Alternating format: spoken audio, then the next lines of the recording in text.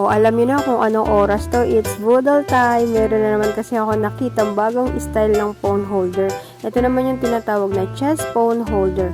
Ang kagandahan nito is may safety strap na siya. At easy to open na lang din yan kapag kinabit nyo sa chest ninyo.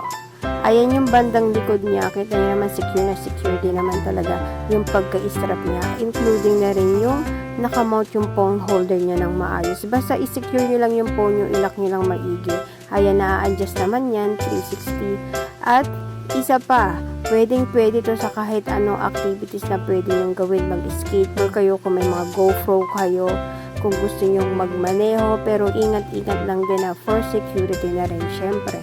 At trinay din pala namin tong kuhaan sa harapan kung anong magiging itsura niya. O diba ang ganda ng shot niya.